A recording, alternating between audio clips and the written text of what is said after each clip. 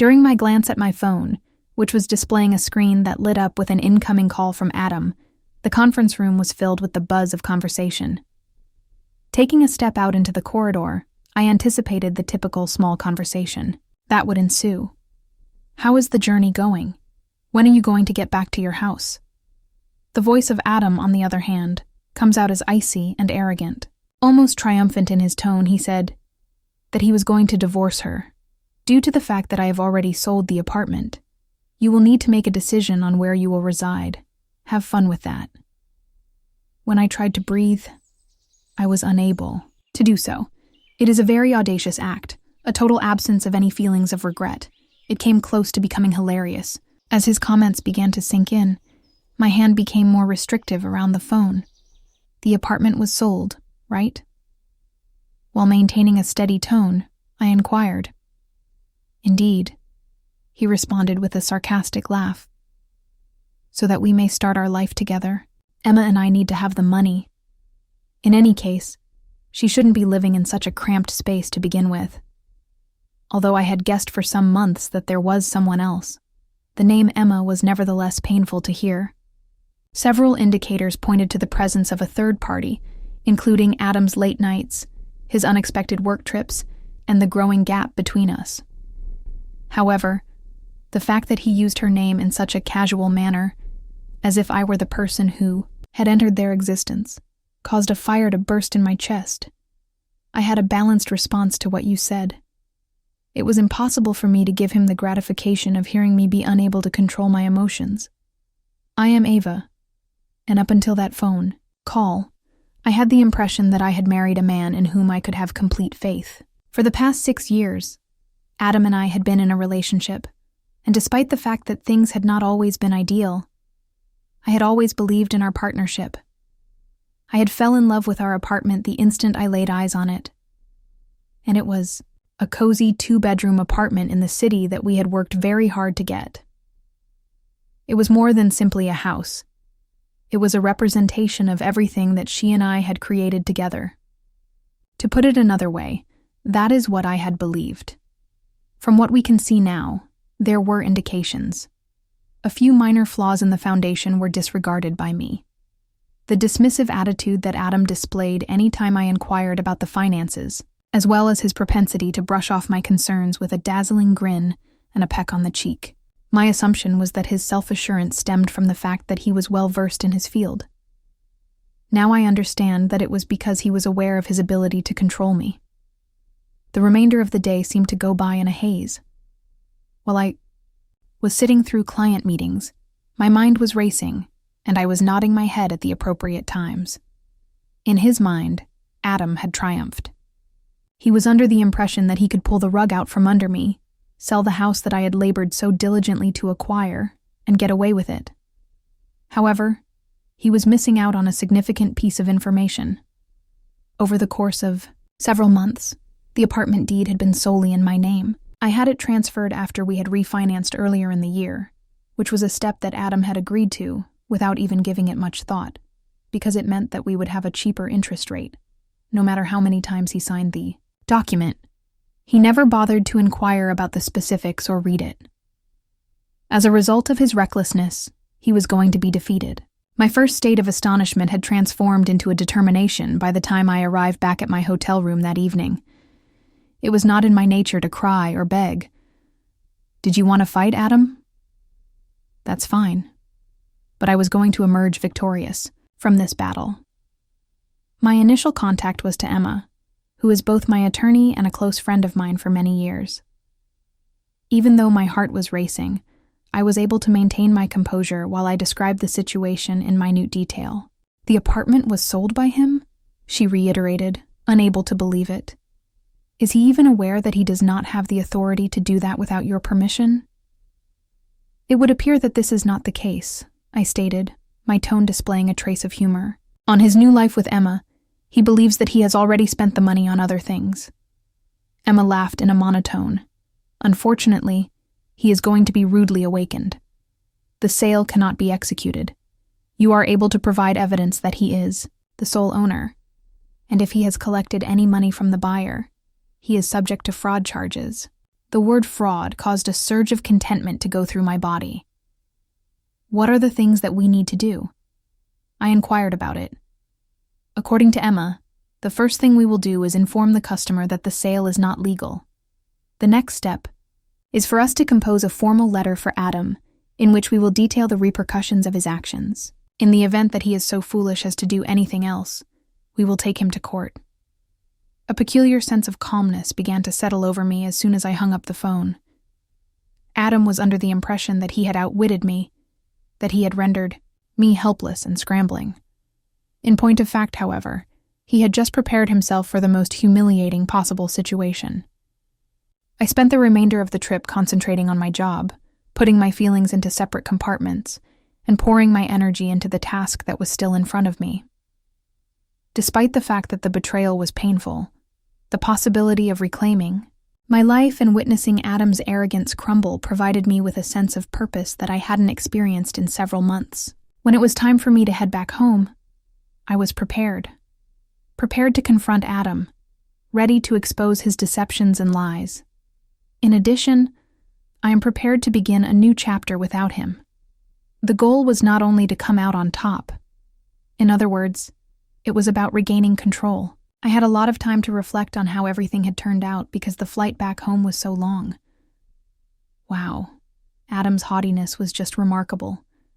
I was simply another obstacle that he was going to bulldoze on his way to freedom, and he hadn't even made an effort to conceal the fact that he had betrayed me. But rather than allowing myself to become enraged, I concentrated on the things that I would accomplish once I got back. Adam was under the impression that I lacked any strength, but he was unaware that I had been playing the long game without even conscious awareness of it. My first call was to Emma that I made as soon as the plane touched down. While I was removing my suitcase from the luggage carousel, I announced that I had returned. In what way should we proceed? The tone of her response was quick and efficient, and she stated that we had previously informed the buyer. To put it mildly, they were caught off guard, and they were not really pleased with Adam. The fact that they are eager to cooperate is beneficial to our cause. Is that Adam? I inquired about it. This morning, she informed him that she had sent the formal letter to his email address. The illegality of the sale, the fact that you are the sole owner of the apartment, and the potential repercussions of fraud are all outlined in this document. He has not yet answered, but if I had to speculate, I would say that he is going to be really angry. I believed that this was a good thing. Allow him to stew. The flat was eerily silent when I arrived, home from work the next day. Things belonging to Adam were still present. Despite the fact that his jackets were slung over the chair and his shoes were carelessly thrown by the door, the atmosphere in the room seemed to have changed, as if the energy had altered. After taking a few deep breaths, I put my luggage down, on the ground, fully aware that the confrontation would arrive in a short amount of time. It was a foregone conclusion that Adam would show up the following evening, his face flushed with rage and his phone clenched tightly in his fist. I don't even know what this is. He yelled while waving the letter that Emma had sent. He said, "Do you mean to tell me that I am unable to sell the apartment? I own 50% of it." "No, Adam," I answered in a composed manner while crossing my arms. "It is not the case. My name has been on the deed for a number of months now. Selling something that you do not possess is impossible." The expression on his face was one of bewilderment and wrath. He froze. "What exactly are you referring to then?" I reached into the file that I had removed earlier and brought out the deed, which I then held up for him to view. Following our refinance transaction, I had the deed changed into my name. You gave your okay, don't you remember? Is it possible that you simply skimmed the paperwork as you typically do? After remaining silent for a brief period of time, he eventually contorted his expression into a sneer. "You believe that you are so intelligent, don't you? This does not affect things in any way. When everything comes to a crashing end, you are going to appear like a complete idiot because I have already struck a deal." I fixed my gaze on him without blinking. "Adam, the sale has already been canceled off. You are aware of this fact, and the buyer is prepared to pursue legal action in the event that you do not return the money. Taking a step closer and lowering my voice, I said, "Oh, and while we're talking about money, you are in far more serious problems if you have already spent even a single cent of the deposit funds." For the very first time, Adam's self-assurance began to slip. He did his best to avoid looking at me while muttering, "You have no idea what you're talking about." The tone of my voice remained firm as I stated, "Oh, I know exactly what I'm talking about. Over the course of many years, you have treated me as if I am too naive to acknowledge what you are doing. Now, Adam, what do you think? Because I have been paying attention, you are going to be responsible for dealing with the repercussions. Now." The frustration he was feeling increased and he began to pace. "This is completely absurd. You are completely exaggerating everything that is going on. It's not possible for you to just leave me here." An eyebrow was raised by me. "Honestly, I am able to. On paper, I am the owner of this apartment. I am allowing you to remain here for the time being, but only because I am allowing you the luxury of time to consider what your next step should be. However, I would like to make it obvious. Nothing is going to happen to me." The subsequent few days brought about a transformation in Adam's fury into desperation. On multiple occasions, he contacted me and left me panicked voicemails that alternated between pleading with me and threatening me about something. While all was going on, Emma was secretly working behind the scenes to make sure that every loose thread was resolved. As a result of the buyer's anger at Adam for squandering their time and money, the agreement was revoked, and Emma was responsible for drafting the preliminary paperwork for the divorce process. In the course of one of our sessions, she informed me that you, Ava, are in a favorable situation. Adam is powerless in this situation. He will be required to cooperate if he wishes to avoid a more serious situation, as the sale that was nullified and the fraud allegations that are hanging over his head are both factors. It was a comfort to hear her remarks, but they also brought to my attention the extent to which I had enabled Adam to have control over my life. I had disregarded his dismissiveness and arrogance for years, thinking myself that it was not worth the struggle it would take to confront him. Now, however, I was aware of how much I had been sacrificing, and I was resolved to reclaim everything that I had lost. Over the course of one evening, Laura and my closest buddy came over to assist me in reorganizing the apartment. We carefully stacked the boxes with Adam's belongings in the corner of the living room after we had stuffed them into boxes. "What is his reaction to all of this?" she inquired, while displaying a sneer while holding up one of his garish ties. Although I was laughing, I said that I was not doing well. "He continues to be under the impression that he can talk his way out of it, but I am not going to budge." At that moment, she tossed the tie into the box and muttered, "Good." To put it simply, he does not merit even a single square inch of your attention or space. The rush of thankfulness that I felt for her support caused me to nod my head. I had the impression that I was the only one in my marriage for a considerable amount of time, bearing the emotional and financial load while Adam took credit for everything. All of a sudden, however, I had people on my side, and it was the single most important factor. The day that Adam brought Emma to the apartment was the day that the last remaining component of my plan came together. As I was sitting at the dining table going over some documents, they unexpectedly entered the room as if they were the owners of the home. As Emma looked around, she smiled smugly to herself. Her arm ended up being entangled with Adam's. "So where exactly are we going to be staying?" Her tone was oozing with a sense of entitlement as she spoke. While my heart was racing, I stood up, my will still unshaken. I responded with a resounding, "No." Here is where Adam was staying at the time. "Emma, you are not going to be staying here at any point."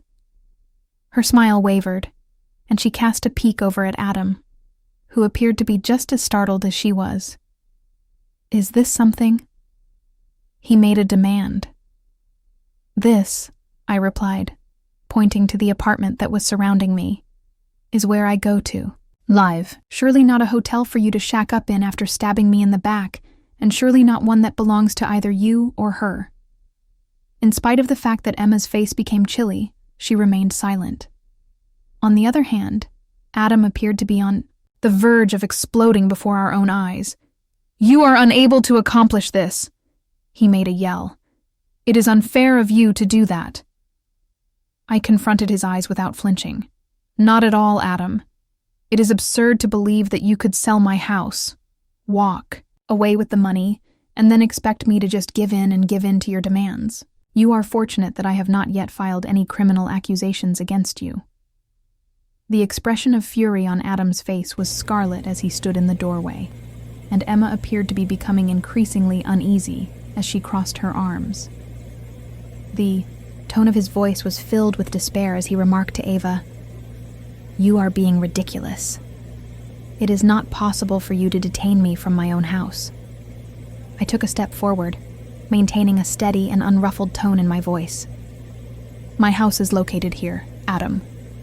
My name has been on the deed for a number of months, and you are aware of this fact. Just as you always do, you signed the document without even reading it. This is what you do. This is not your house anymore. Thus the answer is no." Emma gave Adam a quick glance while her hand, which was meticulously manicured, tightened around the strap of her purse. "Hold on. What exactly is she talking about?" The tone of her voice was abrasive. "You stated that this was your apartment and that you put it up for sale." His body jerked as he attempted to wave her away. "It's a difficult situation. I'll take care of it," I said. "Oh, it's not complicated," as I moved closer to the situation. "An apartment that does not belong to you was the one that you attempted to sell. There is no such thing as a valid sale, Adam. Moreover, as of this moment, you do not own any legs on which to stand." A fracture appeared in Emma's composure. "Do you mean the money that you admitted to having to me?" She paused in the middle of her sentence, her voice loudening. "Oh my goodness. Did you also end up lying about that?" Adam swiftly added, "Emma, allow me to explain," while holding his hands up in the air. But she was not going to accept it. I interrupted him by saying, "No," and he continued, "Permit me to expand. Adam made an attempt to sell the apartment behind my back, with the intention of keeping the money for himself and leaving me with nothing remaining. The fact that I had the deed transferred to my name several months ago was something that he was unaware of. Not only did he fail to sell it, but he also committed fraud by pretending that he could sell it at the same time." Emma's mouth moved back and forth, as if it were a fish struggling to take a breath. She hushed him as she moved away from him and muttered, "Betrayal. Is this even possible?" After crossing my arms, I responded, "Yes, fraud. In the event that he does not retrieve his belongings and depart by the end of the day, I am prepared to file a formal complaint." There was finally a crack in Adam's veneer. "Ava, you are not capable of doing this," he replied, his voice pleading with her. "You can't just force me out of the relationship because we've been together for 6 years. The moment you made that phone call, you threw me out of the window," I continued, my voice becoming more resolute. "You joked about the fact that I would have to find a new home to live after you informed me that you were going to divorce me. It wasn't only that you betrayed me, Adam. You also attempted to destroy me. Don't just stand there and pretend that you're the victim of the situation." Emma moved backwards by one step, her gaze flashing back and forth between us. "This is really absurd," she thought, as she gripped her handbag even more tightly. "You did not relay any of this information to me, Adam. You stated that you had everything under control." With a look of desperation writing all over his face, he turned to confront her. "Emma, I am able to remedy this problem. All I need is—" Through the use of her hand, she interrupted him. "Don't, please don't. I'm not going to become involved in your problem for whatever reason." He was left standing there, speechless, as she abruptly turned on her heel and rushed out of the room without uttering a single word. When I heard the door click shut behind her, I couldn't help but wear a smile on my face. I turned my attention back to Adam and stated, "It seems as though you are on your own. The next step is for us to discuss what will take place." As he sat down on the couch, he buried his face in his hands and sank forward. "Please, Mrs. Ava, I made a mistake. I am aware of that. However, this is not something that you are required to do." In response to his statement, I retrieved a folder from the kitchen counter and placed it on the coffee table in front of him. "You are absolutely correct. I'm going to do this even if it's not required of me. The documentation for the divorce is below. As my attorney has already drafted it, I strongly recommend that you sign it as soon as possible. When you do it sooner, we will both be able to move on with our lives." His expression was pale as he gazed at the folder. "Do you really despise me to that extent? Dislike you?" A sour laugh came out of my mouth. "Not at all, Adam. I do not despise you. Please accept my condolences. Despite the fact that you had everything, including someone who loved you and a home that we had built together, you tossed it all away because you were unable to look past your own individual pride." My heart was pumping, but my will was unshaken as I stood there. "I would like for you to leave this place before the day is out. Put your belongings in order and make a decision on where you will be staying. This is the final time that I will extend any kind of grace to you." His shoulders slumped in despair as he went to argue, but he stopped before he could finish his sentence. "This is fine," he said. "I'm going to leave." I responded, "Good," as I made my way toward the entrance. "On top of that, you shouldn't even consider trying anything else. Everything is already being handled by Emma, and the next time you cross a line, I won't hesitate to let the courts handle it by themselves." To my surprise, Adam carefully stood up and grabbed his coat as I opened the door. As he went away, his footsteps were heavy with defeat, and he did not look at me as he did so. There was a little pang of melancholy that I experienced. Not for him, but for the life that we may have had together if he had been the kind of man that I believed he was. However, that time was very brief, and it was shortly followed by a feeling of relief. Following him out of the room, I shut the door and secured it with the new key that I had crafted. The place I was living was now my home, and no one, and especially not Adam, would ever take it away from me again. Once Adam had left, there was a terrible silence that pervaded the flat. It had been years since I had experienced the sensation of being able to breathe normally. In spite of his presence, his entitlement, and his lies, the atmosphere in the room no longer felt burdensome. The only thing that was there was me, the house that I had constructed, and the peaceful understanding that I had triumphed, not only over him, but also against every uncertainty that I had ever had about standing up for myself. By standing in the midst of the living room, I was able to observe the void that had been left behind by his belongings. His huge gaming chair, the framed jerseys that had littered the walls, and the flashy coffee table that he had insisted on saving, were all gone. He had insisted on keeping all of these items. The flat appeared to be more tidy and brighter, as if it were to be mine once more. On that particular evening, Lauren stopped by with a bottle of wine and some takeout. Is he truly disappearing? The question was posed by her as she sat down on the couch and let out a huge sigh. As I poured 2 glasses of wine, I said, "I am gone, and I will not be coming back." In order for him to pack his belongings, I allowed him till the end of the day. In no way did he argue. She raised her glass to her lips, to new beginnings and successes that are richly deserved. As I clinked my glass against hers, I got the sensation that the burden of the previous week was gradually being lifted. I promise that I will never again let someone to walk all over me. I began to retake the apartment in a piecemeal fashion over the course of the subsequent several days. I relocated my favorite piece of artwork into the living room, rearranged the furniture, and filled the area with things that brought me joy that I had recently acquired. The task was not limited to merely redecorating. Rather than attempting to transform me into the person Adam had envisioned me to be, it was about making the apartment a reflection of who I was. In her call, Emma provided an update on the ongoing legal processes.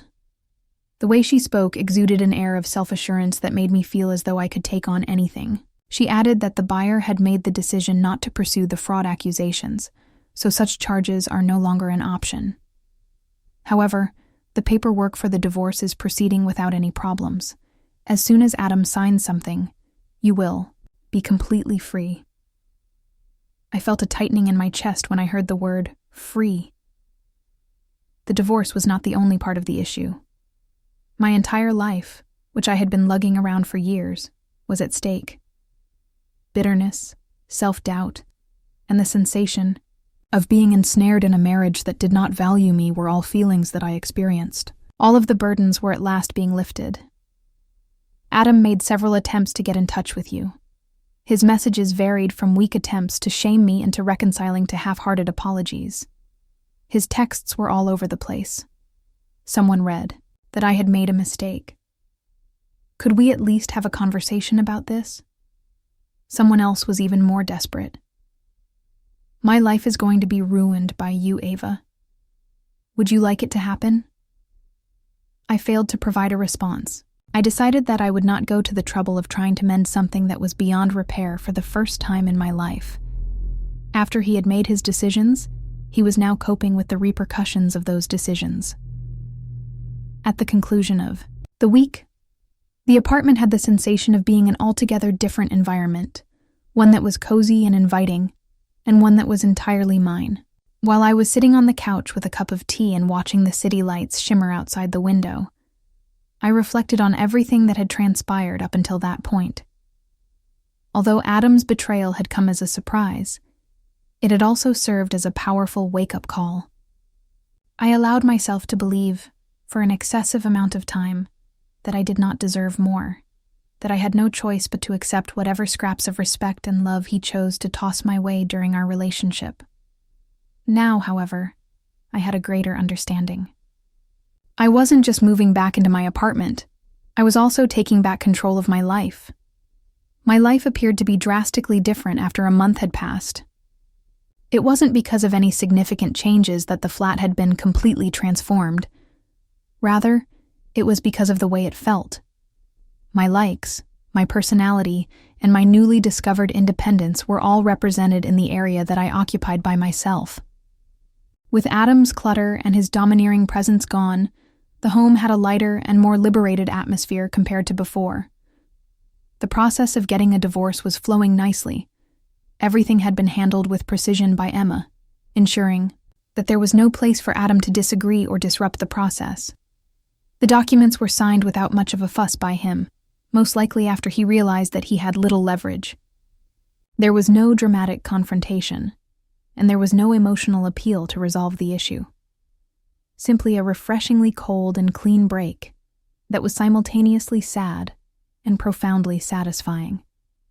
I was going through some old paperwork when I came across a picture of Adam and me from when we were beginning our relationship. It was from our younger years. With a sense of optimism and promise, we were smiling and wrapping our arms around one another. I stood there for a few period, allowing the memories to wash over me as I stared at it. The good days had come, and there were occasions when I had the genuine conviction that we were constructing a life together. Those moments, however, were no longer present because they had been obscured by years of neglect, manipulation, and betrayal. After placing the photograph inside of an envelope, I stowed it away in a designated drawer. I wasn't ready to throw it away, but I also didn't think it was worth keeping out in the open. Even while it was a part of my history, it was no longer what defined who I was. My wife Lauren and I celebrated the finalization of our divorce by having dinner and drinks at a hip rooftop bar in the heart of the city. "You are radiating with light," she remarked, as she raised her cocktail in a salute. "The life of a single person is ideal for you." A warmth that I hadn't had in years came over me as I laughed. From what I've mentioned, it's not the single life. The freedom is the key. It's the first time in my life where I don't feel like I'm living by the restrictions of another person. We raised a glass to that. And as the night progressed, I became increasingly aware of the accomplishments I had accomplished. After going through one of the most challenging times in my life, I emerged from it more resilient. I wasn't just trying to stay alive. All was well with me. Since I was back at home, I began making preparations for the future. The flat had evolved into something more than a safe haven. It was a representation of everything that I had recollected. However, I was aware that I would not remain there indefinitely. In the future, I would relocate to a new location, one that would be free of any lingering memories of my life with Adam. Up until that point, I was resolute in my aim to make the most of each and every moment in the area that I had worked so diligently to maintain. On that particular evening, while I was cozily cuddled up on the couch, a feeling of calm washed over me. During that phone call, I couldn't help but smile as I thought about how Adam had laughed so certain that he had won that he had laughed during the call. His haughtiness had been the cause of his collapse, and my quiet strength had been the reason. I had been saved. Not only did this lead to the dissolution of a marriage, this was the beginning of a new chapter in my life, one in which I was the one who made the decisions, and in which I chose happiness on my own account. And after a considerable amount of time, I experienced a genuine sense of liberation.